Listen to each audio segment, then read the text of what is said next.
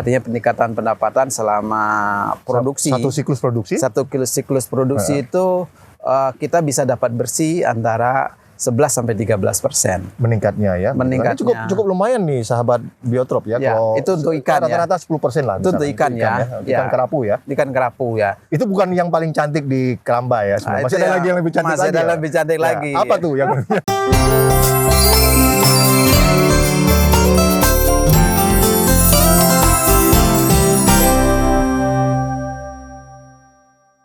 Sahabat Biotrop, saat ini saya ada di Kepulauan Seribu, yaitu di Pulau Pramuka, merupakan salah satu pulau kecil ya, tidak besar, tetapi ini merupakan satu pulau yang dijadikan sentra pemerintahan di Kabupaten Kepulauan Seribu.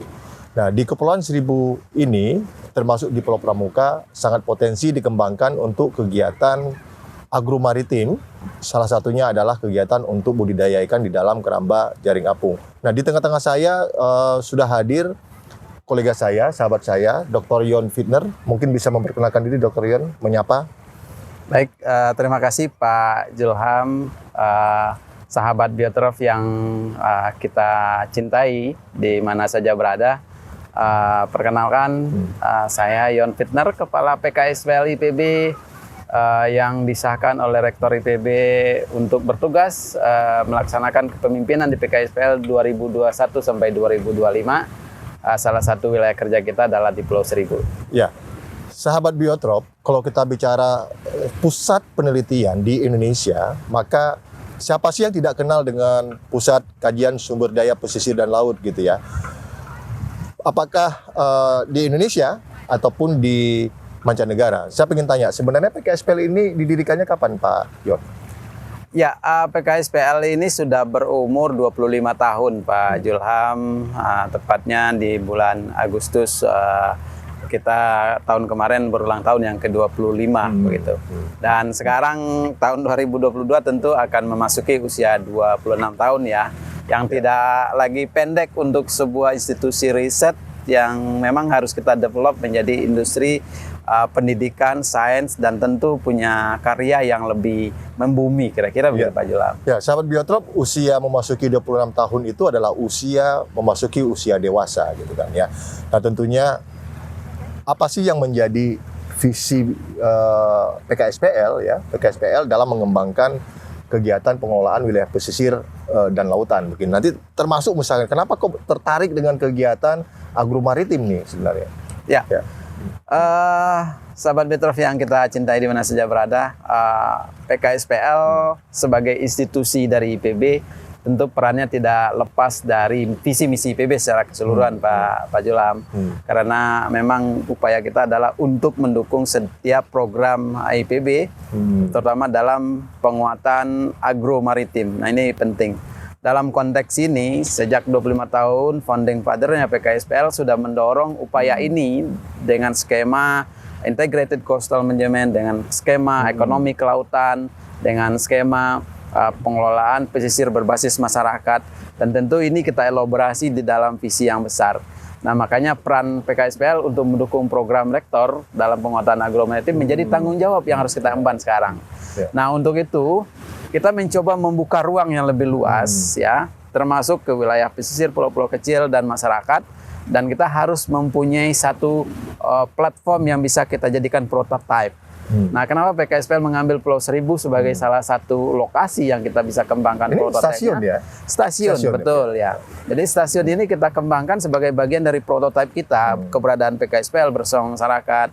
Contoh yang bisa kita tunjukkan, aktivitas yang bisa kita lakukan, sehingga kita bisa menjawab ini loh yang bisa dihadirkan oleh IPB, oleh PKSPL, kemudian mitra kita juga Fakultas Perikanan dan Ilmu Kelautan tentunya. Iya.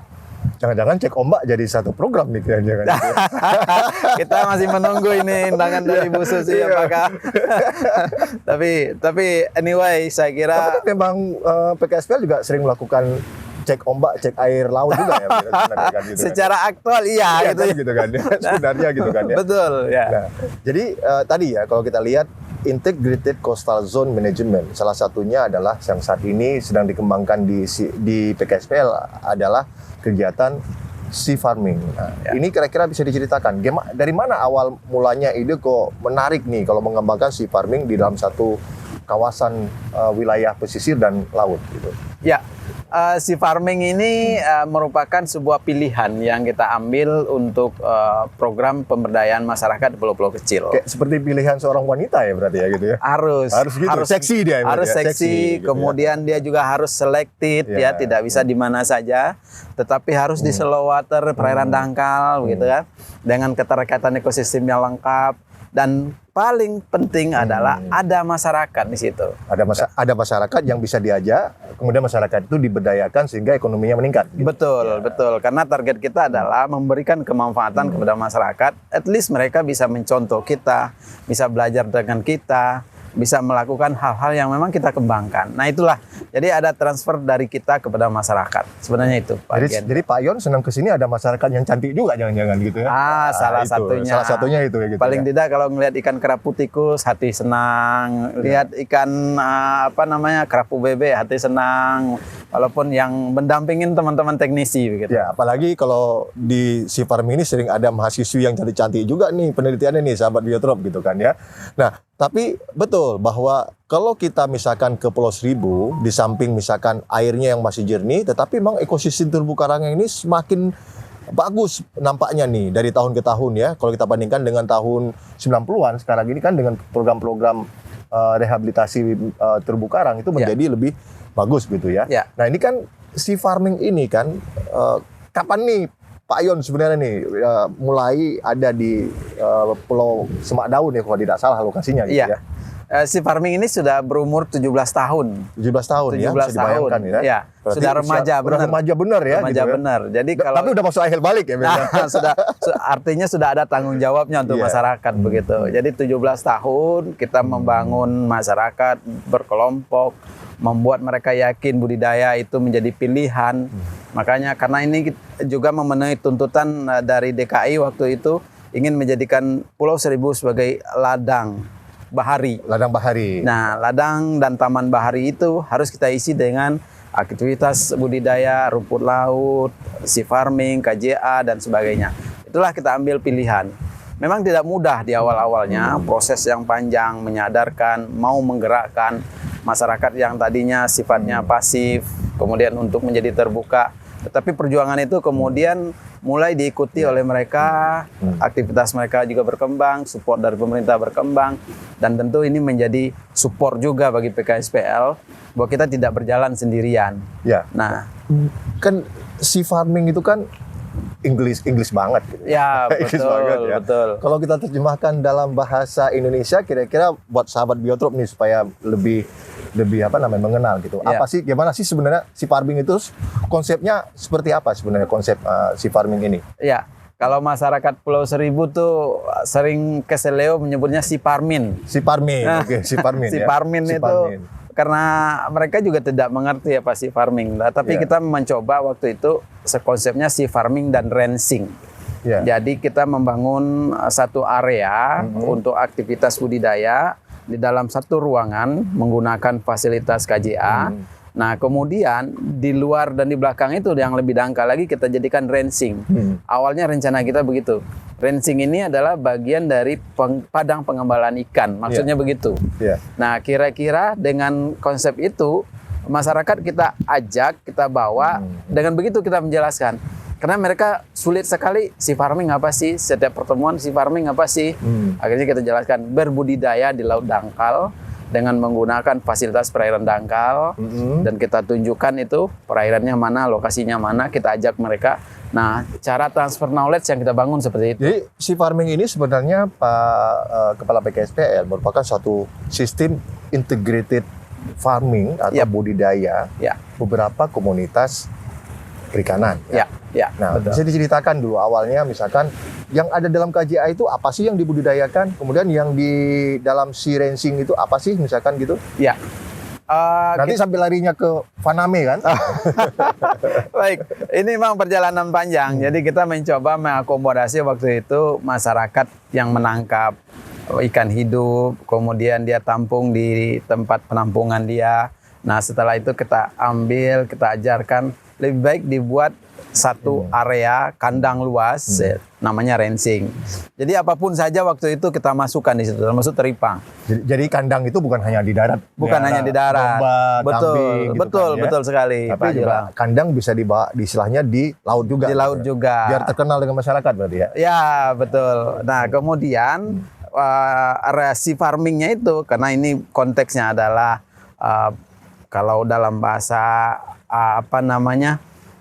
masyarakat umum tuh mungkin ini bercocok tanam di laut gitu. Bercocok tanam di laut. Tetapi konteks cocok tanam kita cocok itu dengan konsep agromaritim berarti ya. ini Cocok itu ya? ini sangat relevan sekali Relevan sebenarnya sekali, ya. ketika IPB mengangkat isu agromaritim. Termasuk agromaritim 4.0. Tentu. Oh, tentu ya. Ya, Mungkin jelas sekali. cerita sedikit gimana integrasi Ya. pendekatan industri 4.0 nih di dalam konteks sea farming yang dikembangkan oleh PKSPL. Ya, ini menarik memang Pak Direktur. Ketika isu disrupsi menguat, kemudian penggunaan artificial intelligence menguat, mau tidak mau kita beradaptasi ya dengan semua fasilitas itu. Akhirnya kita PKSPL IPB dalam 2 tahun terakhir mulai merancang berbagai instrumen. Mulai dari instrumen untuk mengontrol habit dari ikan, mengontrol lingkungan, mengontrol aktivitas perairan secara global, gelombang, pasang, dan sebagainya.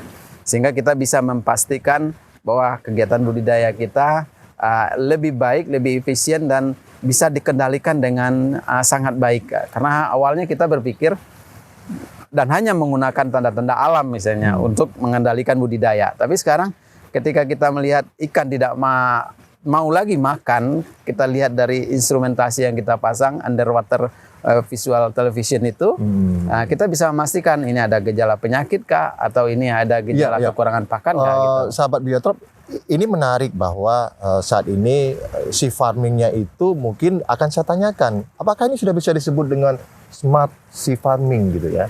Smart sea farming, gitu kan ya. Nanti juga misalkan, apakah paname atau lobster yang di dalam itu udah smart juga apa tidak gitu, misalkan, gitu kan? Ya, betul. Ya, kami mengarah ke sana sebenarnya. Jadi smart sea farming itu penggunaan instrumen-instrumen tadi kita jadikan sebagai upaya untuk memperkuat efisiensi. Ya, efisiensi pemberian pakan, waktu pemberian pakan, kemudian pertumbuhan. Nah, sekarang yang kita coba siapkan dengan Profesor Indra Jaya dari Fakultas Perikanan dan Ilmu Kelautan adalah sistem EWS itu? Ya, EWS itu lebih kepada monitoring lingkungan ya. Oke. Untuk tapi kan berguna kan juga? Berguna tentu. Untuk biasanya di daerah ini kuat pengaruh sampah ya. Sampah ketika angin besar terjadi penumpukan sampah dari berbagai daerah biasanya. Nah, itu kita jadikan alat sebagai untuk early warning ya. Nah, kemudian dalam konteks tadi bagaimana kita menggunakan artificial intelligence itu, sekarang dengan instrumentasi yang kita pasang, kita bisa mengukur pertumbuhannya dari waktu ke waktu, pertambahan ukuran dari ikan ataupun udang. Nah, harapan kita nanti adalah kita dalam mekanisme itu kita bisa memastikan ikan yang dikasih makan secara intensif, yang dikasih makan alami, kita bisa lihat mana yang lebih baik pertumbuhannya. Jadi sebenarnya artificial intelligence ya, kalau di dunia intelijen itu kan manusia gitu. Manusia. Nah, sekarang Pak Yon sudah mengintroduksi intelijen yang dibuat-buat gitu. Dibuat-buat. Artificial intelligence. Ya, betul. Artificial intelligence gitu ya. Itu memantau gitu. Ya, artinya AI ya dalam konteks kalau kita bisa bicara industri 4.0 misalnya. Betul. Gitu kan, ya. Jadi artificial intelligence untuk menginteligeni aktivitas apa sih kegiatan? Sudah terasa manfaatkah penggunaan pendekatan industri 4.0 dalam konteks pengembangan sea farming menjadi smart sea farming? Setelah mungkin udah 1 tahun, 2 tahun. Ya, secara bertahap kita mulai melihat ada kebutuhan ya, terutama dalam rangka melihat tingkat survival. Tingkat survival dari ikan, dari lobster yang kita tanam saat ini, kita dengan memantau itu setiap waktu. Survival itu tingkat kemampuan ikan itu hidup ya. Jadi dengan penggunaan AI ini kita bisa monitor apakah terjadi kanibalisme atau tidak, atau kesuksesan dia tumbuh atau tidak. Nah, itu untuk lobster kita melihat itu sangat baik sekali monitoring dan informasi yang disajikan. Ini feeling saya nih Pak Yon ya, kalau kita misalkan dalam konteks sea farming atau kegiatan mariculture secara umum menerapkan ini atau mengintegrasikan ini, feeling ini kira-kira. Ya. Itu bisa menguntungkan nggak secara ekonomi? Ya, ini proses saya kira Pak Direktur. Karena yang kita bangun artificial intelligence ini adalah konteksnya dalam rancangan, kita merancang kemudian belum menggunakan artificial intelligence yang sifatnya komersial. Jadi mungkin kalau fasilitas ini, instrumen ini menjadi instrumen yang komersial, mudah diakses dan dengan harga terjangkau, tentu akan sangat menguntungkan konsumen. Dari hasil riset yang dilakukan saat ini, kira tingkat produktivitas dari kegiatan sea farming, khususnya yang ada di keramba jaring apung, walaupun sebenarnya tidak hanya apung, tapi juga tenggelam ya, yang ditenggelamkan lobster gitu kan ya. Itu kira-kira bisa meningkatkan produktivitas berapa persen dari hasil, atau mungkin kalau tidak hasil estimasi kira-kira seperti apa? Ya, dari ikan kerapu kita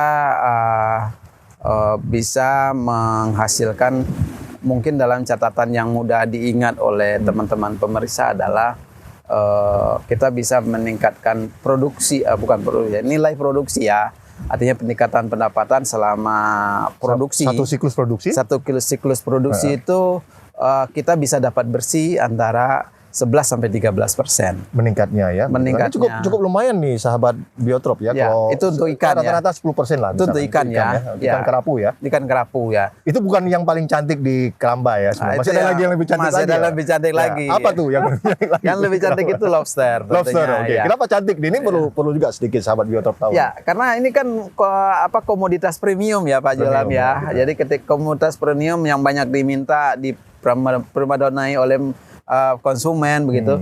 Dan ini tentu akan memberikan nilai yang lebih tinggi dari yang lainnya gitu.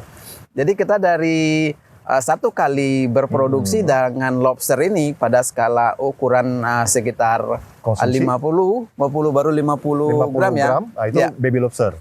Ya, dan itu kita deliver kepada petani berikutnya ya. Dan itu kita juga sudah untung begitu. Sudah untung sekitar 17-18%. 18% ya. Ada harga jual per ekor 50 itu dengan rata-rata berapa? Dengan nilai produksi rata-rata per ekornya ukuran 50 gram itu berapa dijualnya? Masih ingat? Kita harus lihat data nih, saya tidak pegang data, tetapi secara kumulatif kita masih lihat itu ada hasil yang cukup baik. Tapi pastinya lebih mahal dari ukuran larva yang 1 in ya. Kalau larva 1 in itu kan misalkan jenis pasir bisa 25.000 mungkin ya per ekor ya. Pasir bisa lebih mahal ya. Tadi itu ya. Ya, emang ada fase yang setelah larva itu agak murah dan kemudian yang kita dedarkan beberapa lama, kemudian baru itu yang kita lepas. Karena itu agak naik lagi harganya. Itu tapi bisa, yang pastinya menguntungkan ya. Gitu menguntungkan. Nah, sekarang ini kan berarti sudah berkembang hampir 17 tahun ya. Mungkin bisa cerita pada sahabat Biotrop, gimana cara mengedukasi masyarakat yang ada di sekitar sini supaya dia bisa mengadopsi apa yang dikembangkan oleh PKSPL IPB?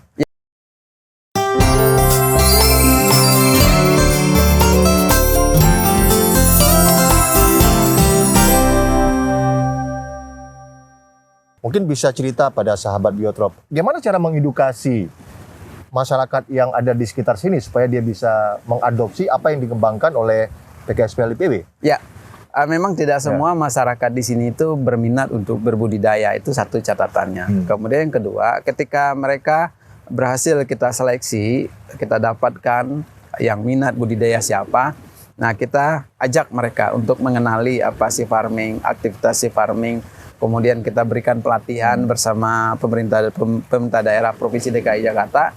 Kemudian baru kita coba sampaikan kepada pemerintah, berikan dukungan buat mereka. Ya. Pertama berikan dukungan. Oke. Kedua, dukungan buat mereka. Nah, setelah itu kita lakukan transfer knowledge. Oke. Yang kedua adalah sharing pengetahuan soal sea farming kepada masyarakat. Pada masyarakat. Nah, kemudian yang ketiga kita lakukan pendampingan.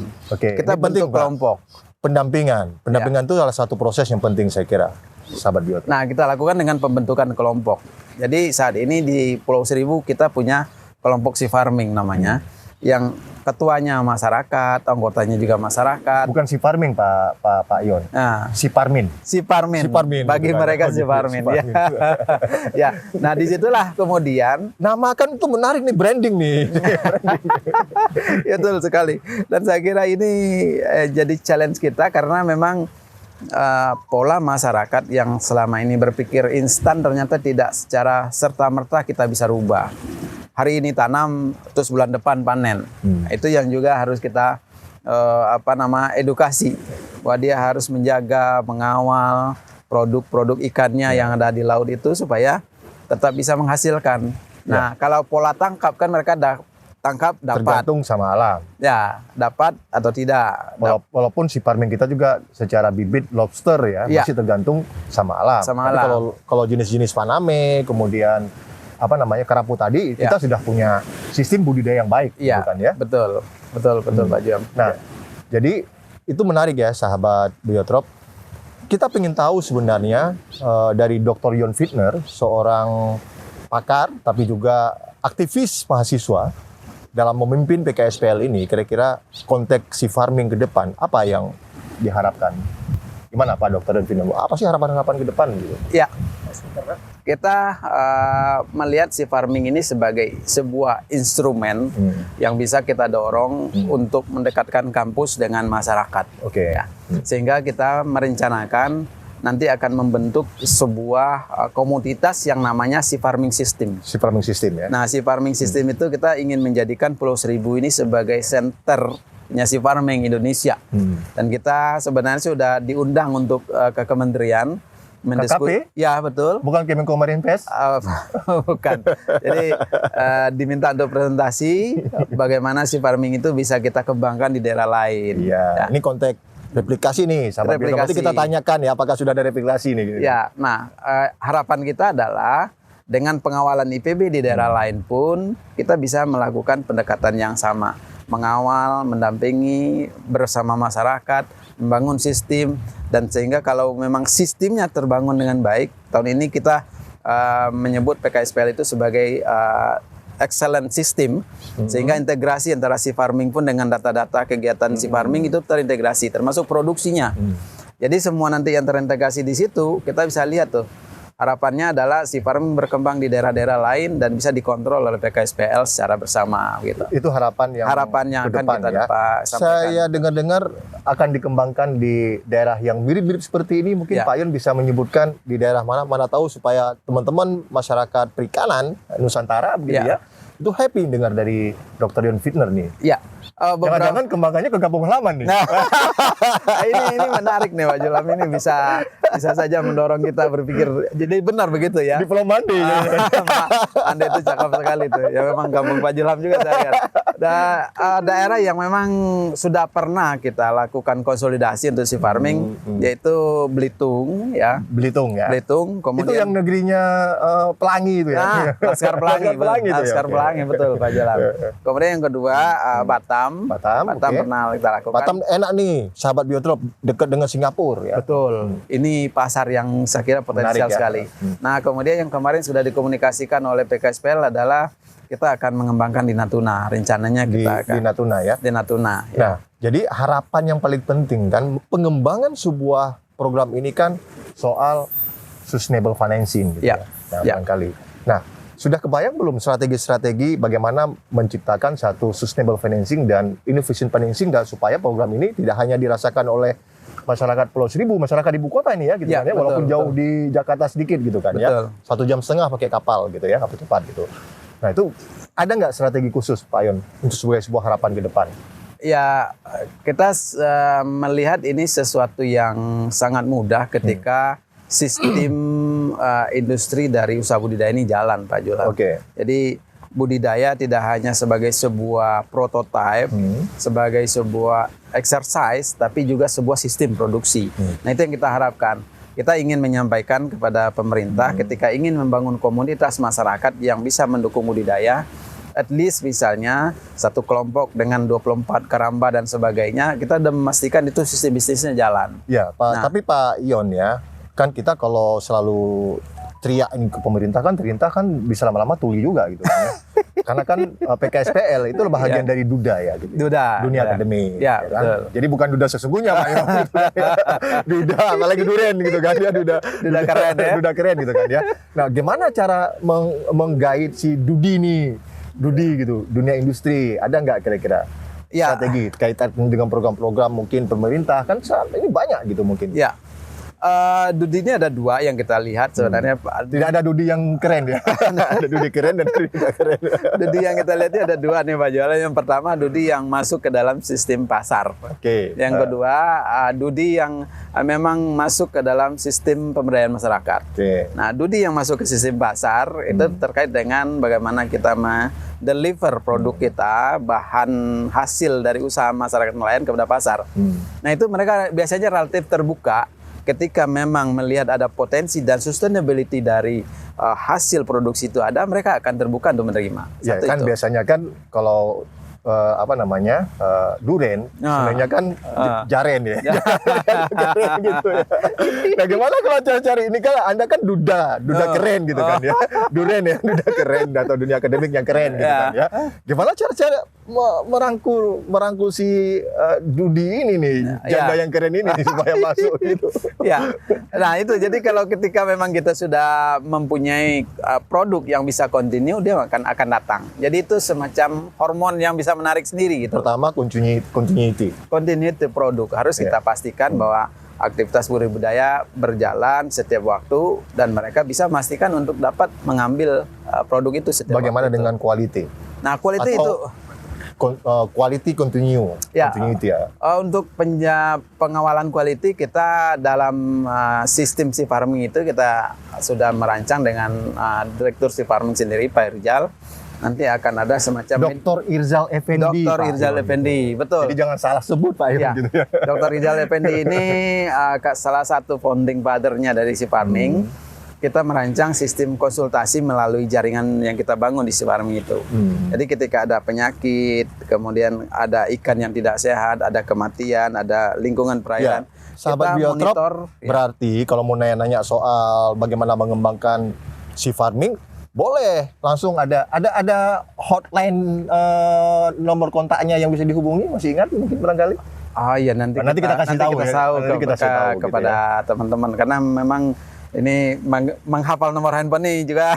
Ya, nomor handphone hotline nggak dihafalin sama Pak Yon, tapi nomor telepon seseorang itu masih dihafal gitu ya. Masih hafal ya gitu ya. Yang di rumah, seseorang yang dicintai, yang di rumah masih ingat ya. Coba sebutin nomornya, ingat nggak coba? Coba sama sebentar gitu. 1053 kali 191 ya. Ya, itu khusus buat orang yang di rumah ya gitu ya, bukan buat yang lain dong gitu kan ya. Jadi kita kasih sapa. Selamat pada yang di rumah. Ya, gitu. Terima kasih atas dukungan, semangat dan cintanya. Ya, gitu kan ya. Nah, intinya sahabat Biotrop, saya ingin di sesi terakhir mungkin barangkali closing statement barangkali Dr. Jon Fitner nih. Kalau dengar Jon Fitner itu sebenarnya dia orang Belanda ya, tetapi memang lahir di orang Barat juga, yaitu di Sumatera Barat gitu kan ya. Mungkin apa sih ini closing statementnya kepada sahabat Biotrop? Ya, kita ingin sahabat Biotrop memberikan semangat di dalam rangka penguatan perikanan ke lautan. Dan PKSPL mempunyai satu yang bisa didorong adalah Sea Farming. Dan kami berharap ini juga bisa menjadi sesuatu aktivitas yang viral. Viral dalam artian apa? Masyarakat menyadari bahwa budidaya laut, sea farming, sea racing itu pilihan kita dalam rangka memperkuat produksi perikanan, ketahanan pangan, kualitas masyarakat, protein, dan tentu sustainability kita dalam jangka panjang. Saya kira gitu Pak Jola. Iya baik, jadi sahabat Biotrop bahwa Indonesia itu memang lagi tinggi-tingginya stunting dan kita berharap bahwa produk-produk perikanan itu menjadi salah satu bagaimana kita mencoba memberikan solusi kepada penurunan angka stunting tentunya kan ya. Betul. Nah, mudah-mudahan apa yang dikerjakan oleh PKSPL dalam rangka mengembangkan sea farming, bahagian dari mariculture atau budidaya perikanan di laut itu bisa menjadi lebih berkembang sehingga eksistensi PKSPL meningkat, IPB University meningkat, dan yang paling penting supaya Kementerian Kelautan dan Perikanan tetap ada di hati rakyat. Jangan sampai rakyat teriak-teriak dikarenakan berbagai macam kebijakan yang tidak mendukung rakyat. Itu pesan dari saya, sahabat Biotrop. Mudah-mudahan dengan kegiatan sea farming ini kita akan bisa juga lebih meningkatkan biodiversity, menjaga mereka atau save biodiversity sehingga biodiversity kita bisa tetap dinikmati oleh generasi sekarang dan juga generasi yang akan datang. Save biodiversity.